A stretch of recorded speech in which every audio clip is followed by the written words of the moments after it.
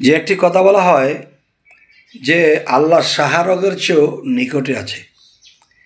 যদি শাহরগের নিকটে পান তাহলে আপনার সেই রগটা কেটে ভিতরে দেখেন তো আল্লাহ আছে কিনা। আসলে এভাবে যদি আমরা বুঝি আর এভাবে যদি আমরা খুঁজি কখনো কিন্তু আল্লাহকে পাবো না। আল্লাহ থাকে কোথায়? বাতাসেরই ভিতরে বাতাস, বাতাসেরই ভিতরে বাতাস, তার ভিতরে আরেক বাতাস, তার ভিতরে মানুষের ভিতরে মানুষ, তার ভিতরে আরেক মানুষ, তার ভিতরে সাই। তারে পাইবার জন্যই তো আমরা একজন কামেল মুর্শিদের কাছে যাই।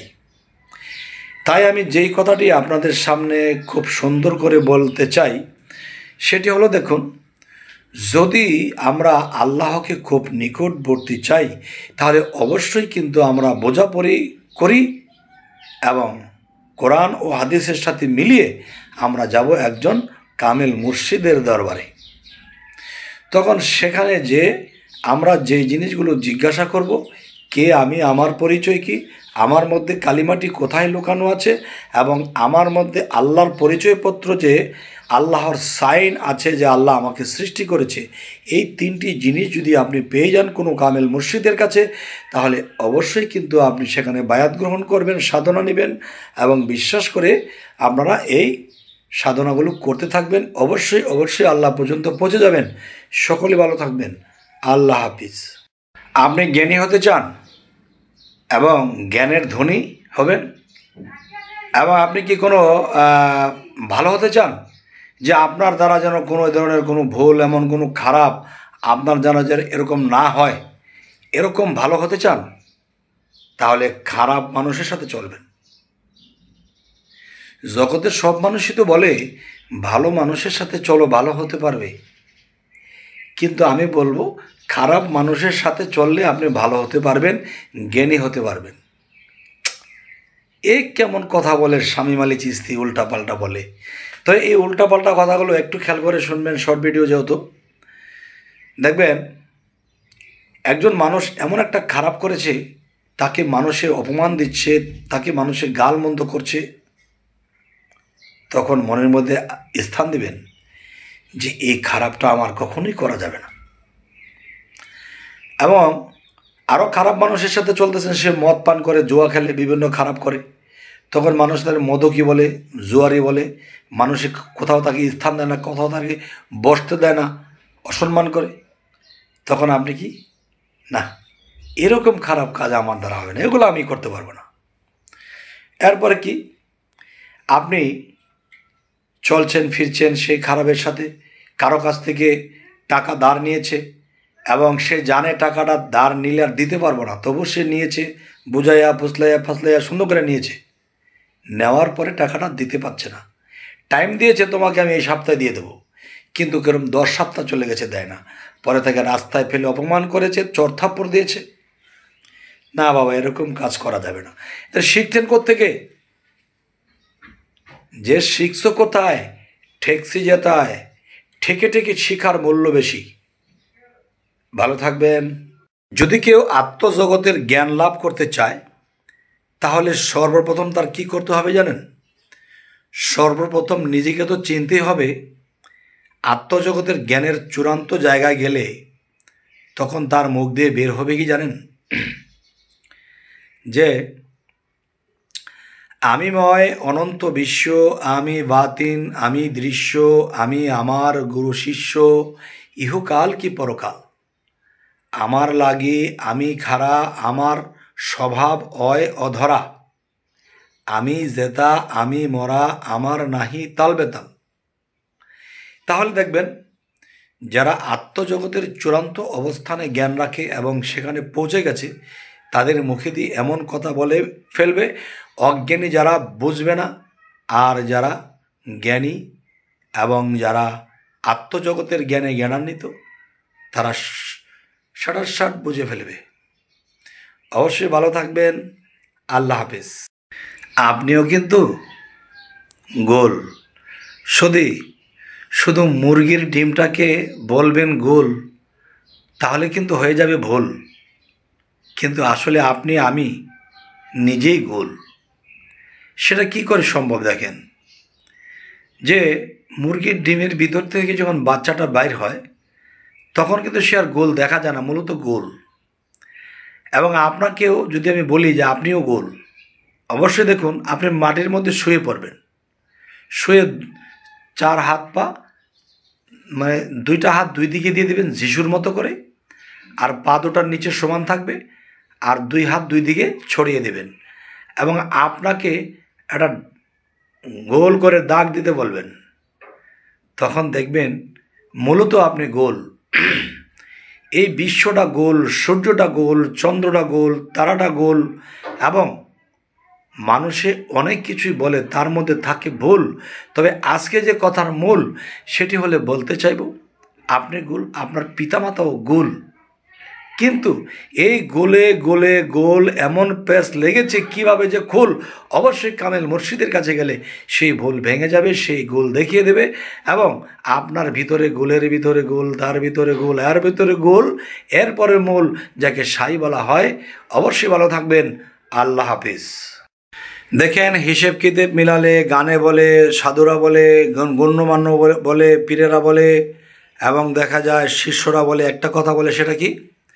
এই 14 ভুবনের মাঝে আমার মুর্শিদ মাওলানা। তো এই 14 ভুবনের মধ্যে যে আপনার মুর্শিদ মাওলানা, সেটা যদি বলতে যাই, সেই 14 ভুবনটি সারা মহাবিশ্ব ব্রহ্মাণ্ড যদি আপনি খুঁজতে যান, সেখানে আপনি খুঁজে কুল কিনারা পাবেন না। তবে কুল কিনারা যদি পেতে হয়, তবে আমি এতটুকুই বলতে চাই যে আপনার মাথা হইতে পাতা পর্যন্ত এখানে 14 ভুবন রয়েছে। সেই 14 ভুবনের মধ্যে এই 14টা স্তরে কে কোন স্তরে কে কী করছে, কোথায় কী করছে, এবং দেখা যায় এই 14টা ভুবন যদি আপনি সাধনার মাধ্যমে ভ্রমণ করতে পারেন, একটা হলো বাহির জগৎ ভ্রমণ, যা লক্ষ কোটি টাকা শেষ হয়ে যাবে, ভ্রমণ করে শেষ করতে পারবেন না। আর একটা হলো সাধনার মধ্যে নিজের এই ক্ষুদ্র বিশ্বের ভিতরে ভ্রমণ করা। তাহলে এই 14 ভুবন ভ্রমণ করা আপনার পক্ষে সম্ভব হবে যদি মুর্শিদ দয়া করে, আল্লাহ দয়া করে।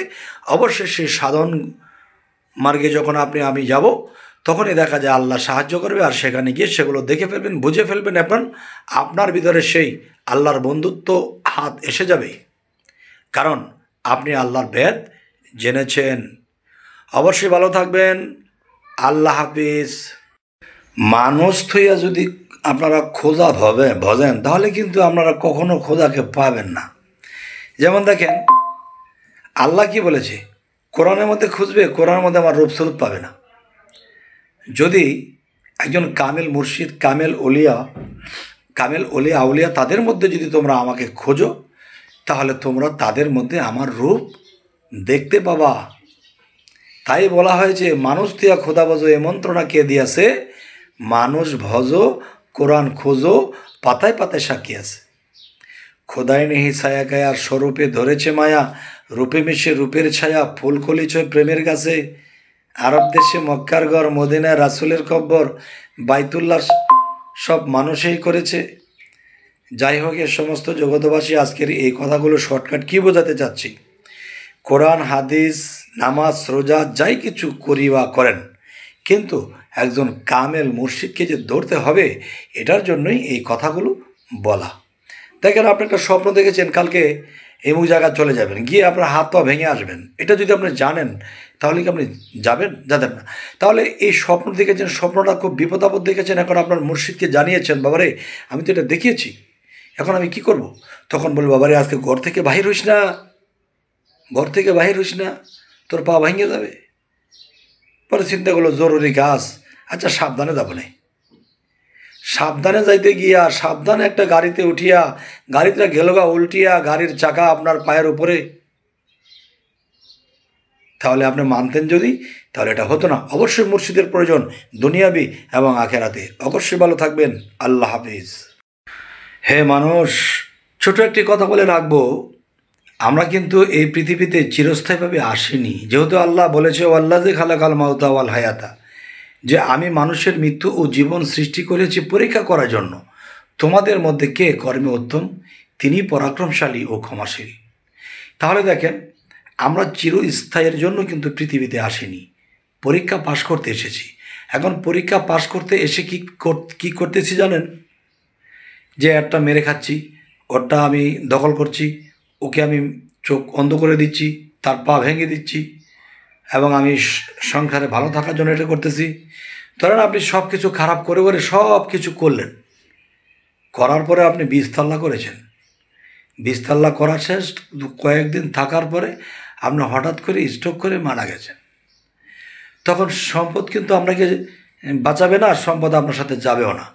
তখন পরীক্ষা তো ফেল মারছি, এখন আমার কি হাল হবে রে বাবা। এটা কিন্তু বিষয় বোঝাতে চাচ্ছি যে সংসার ফ্যামিলিতে আত্মীয় স্বজন যারা আছে তারা কিন্তু আমার এই 20 তলা ভোগ করে খাবে, কিন্তু আমি কি পেলাম সেরা তারা আমার কি কাজে আসবে? তারা আমার জন্য দোয়া করবে, আর দোয়া করে সেই আমার 20 তলা ভবনের মধ্যে মদ খাবে, নারী নিয়ে মজা করবে, তো তারা আমার জন্য দোয়া করবে? এটা কোনো গ্যারান্টি আছে? আর এদের দোয়া যে কবুল হবে তার কোনো গ্যারান্টি আছে? এরাও তো দোজখের বাসিন্দা, আমিও দোজখের বাসিন্দা হয়েছি, এবং ওদেরকে দোজখের বাসিন্দাদেরকে আমি থাকতে দিয়েছি। আমার কি লাভ হলো? মাথার ঘাম পাতায় ফেলে কি করেছি? কিন্তু আল্লাহর পরীক্ষা পাশ করিনি, আল্লাহর কোনো কাজ করিনি। অবস্থা হবে কি? চিন্তা করেছেন? অবশ্যই কমেন্ট করে জানাবেন। সকলে ভালো থাকবেন। আল্লাহ হাফিজ। আপনার ভিতরে আপনি কখনো উই পোকা ঢুকতে দেবেন না। উই পোকা কি?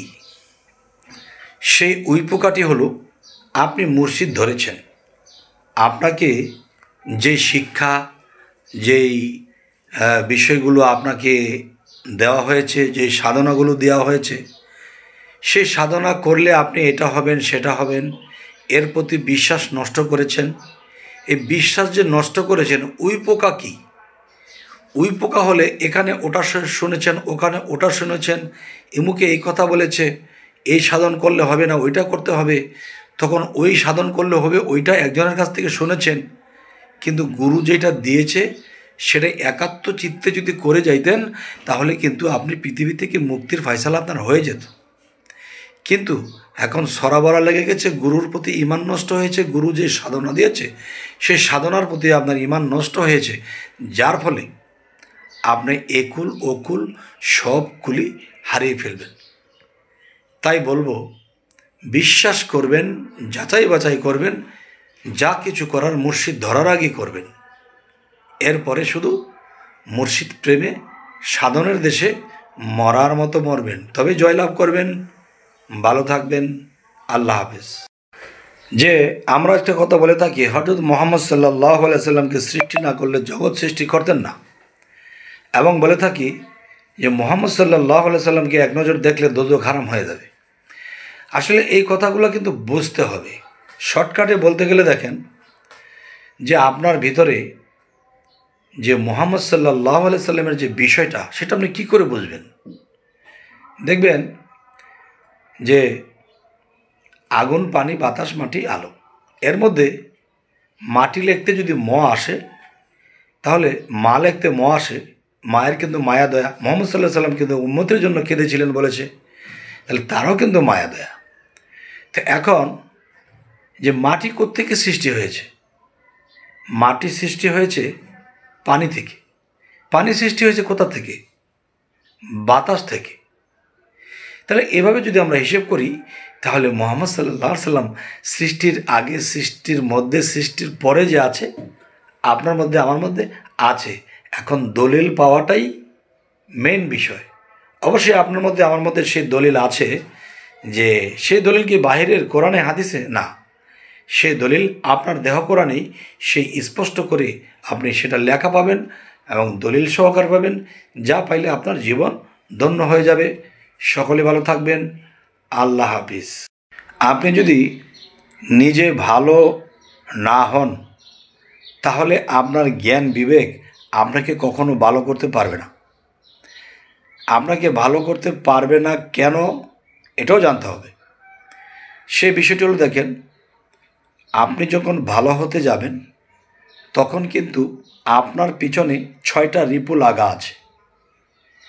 যে একজন মানুষ সাধন করে আল্লাহকে লাভ করবে, আল্লাহর সাথে প্রেমে ফানাফিল্লা হয়ে আল্লাহকে লাভ করবে, তা কিন্তু কখনোই সম্ভব হবে না। কেন হবে না? 6টা বিষয় আপনার দৃষ্টিশক্তিকে, এবং দেখা যায় জ্ঞান যে একটা হলো অন্ধকারের জ্ঞান, একটা হলো কানে শোনা বিষয়, নাকের একটা বিষয়। এই জিনিসগুলো সংযত করতে হবে। আমার নাকে এত সুন্দর সুন্দর গ্রান আছে, বিরিয়ানি, পোলাও, কোরমা যদি পাইতাম তবে খাইতাম, এটা ত্যাগ করতে হবে। চোখের কুদৃষ্টি ত্যাগ করতে হবে। কানে কথা কুকথা শোনা ত্যাগ করতে হবে। মাথার মস্তিষ্কে খারাপ জ্ঞান করা ত্যাগ করতে হবে। যদি এই জিনিসগুলো ত্যাগ করে ফেলেন, তখন সে ছয় রিপু আপনাকে গ্রাস করতে পারবে না। তখন আপনি জ্ঞান, মন, বিবেক এক হয়ে থাকবেন।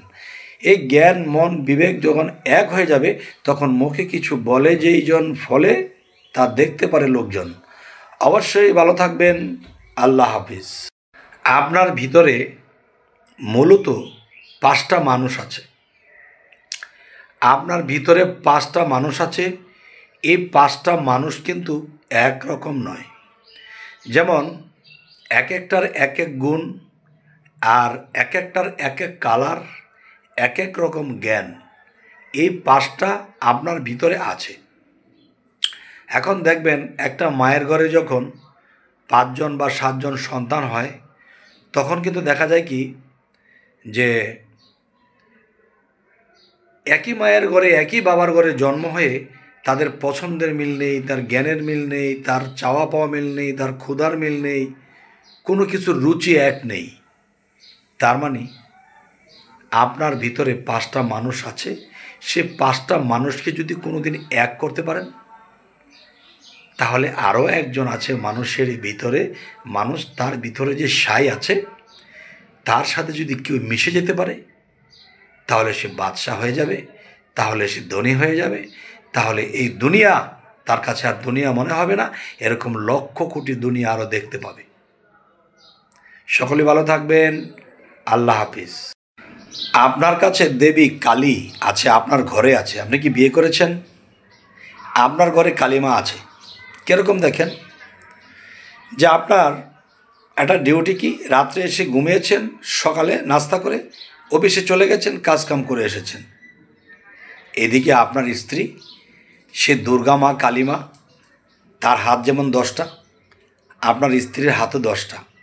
ছেলে মেয়েকে দেখতেছে, গোসল করাই দিতেছে, পাক করতেছে, ঘর মুছতেছে, স্বামীর কাপড় চোপড়গুলো ধুচ্ছে, আবার পাক শাক করে রেডি করতেছে। ওরে বাবা, সে একটা মেশিন। আপনি একদিন মহিলাদের কাজ করে দেখেন, একদম পেরেশান হয়ে যাবেন। আপনি সকালবেলা ঘুমের থেকে উঠে তোয়ের নাস্তা খেয়ে চলে গেছেন অফিস করে, বাস এসে আবার বউকে গালাগালি করছেন, সেটাও কিন্তু শেষ হয়েছে। আসলে মা কালীরে খুঁজবো কোথায়? ইন্ডিয়া, ভারতে, মাটির তলায়, আকাশে? না, আপনার ঘরেই আছে। এ হলো বাহিরের বিষয়। আরেক কালী আছে আপনার ভিতরে, যে জীবাত্মা এই দেহের ভার বহন করছে। এই দেহের ভার বহন করার পাশাপাশি সে অনেক কিছু সইছে। বুঝেছেন তো? ভালো থাকবেন। জরুরি কিছু স্বপ্নের বিষয় সে দেখেন, আপনি চিন্তা করেন আর মনে মনে বলেন, এদিন একটি বিপদে পড়েছিলাম, আল্লাহ আমাকে দেখলো না, আল্লাহ আমাকে বাঁচাইলো না, আল্লাহ আমাকে সাহায্য করলো না। তাহলে আমার এরকম কিছু মানুষ ভাবে, তো আমি কি বলবো জানেন, যে আল্লাহ আপনাকে সবসময় সংকেত দিচ্ছে। বিশেষ করে তরিকত লোক হলে, তরিকাপন্থী লোক হলে এই জিনিসগুলো খুব শর্টকাটে বুঝে নিতে পারে। আর সাধারণ যারা বায়াত হয়নি, নামাজ রোজা পড়ে, এরা কিন্তু গভীরে যায় না, বুঝতে চায় না।